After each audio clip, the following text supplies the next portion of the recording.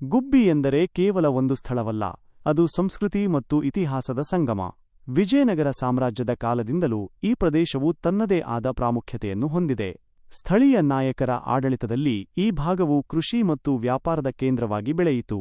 ಗುಬ್ಬಿ ಎಂಬ ಹೆಸರು ಒಂದು ಪುಟ್ಟ ಹಕ್ಕಿಯ ಹೆಸರಿನಿಂದ ಬಂದಿದ್ದರೂ ಈ ಮಣ್ಣಿನ ಜನಪದ ಕಥೆಗಳಲ್ಲಿ ಅದಕ್ಕೆ ಗಾಢವಾದ ಅರ್ಥವಿದೆ. ಕಡಬ ಗ್ರಾಮದ ಸಾಂಸ್ಕೃತಿಕ ಮಹತ್ವ. ನಮ್ಮ ಗುಬ್ಬಿ ತಾಲೂಕಿನ ಮುಕುಟಪ್ರಾಯದಂತಿರುವ ಗ್ರಾಮವೇ ಕಡಬ. ಈ ಗ್ರಾಮವು ಕೇವಲ ಕೃಷಿ ಪ್ರಧಾನ ಗ್ರಾಮವಲ್ಲ, ಬದಲಿಗೆ ನಮ್ಮ ಸಂಪ್ರದಾಯದ ಜೀವಂತ ಸಾಕ್ಷಿಯಾಗಿದೆ.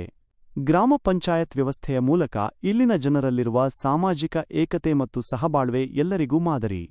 ಪುರಾಣ ಮತ್ತು ಐತಿಹ್ಯ.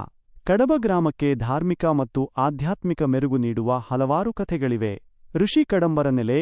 ಪುರಾಣಗಳ ಪ್ರಕಾರ ಈ ಪ್ರದೇಶದಲ್ಲಿ ಕಡಂಬ ಎಂಬ ಋಷಿಗಳ ಆಶ್ರಮವಿತ್ತು. ಅವರ ಹೆಸರಿನಿಂದಲೇ ಈ ಗ್ರಾಮಕ್ಕೆ ಕಡಬ ಎಂಬ ಹೆಸರು ಬಂದಿರಬಹುದು ಎನ್ನಲಾಗುತ್ತದೆ. ರಾಮಾಯಣದ ನಂಟು. ಶ್ರೀರಾಮನು ಲಂಕೆಯಿಂದ ಹಿಂದಿರುಗುವಾಗ ಈ ಸುಂದರ ಪ್ರದೇಶಕ್ಕೆ ಭೇಟಿ ನೀಡಿದ್ದನೆಂಬ ನಂಬಿಕೆ ಇಲ್ಲಿನ ಆಧ್ಯಾತ್ಮಿಕ ಶಕ್ತಿಯನ್ನು ಹೆಚ್ಚಿಸಿದೆ.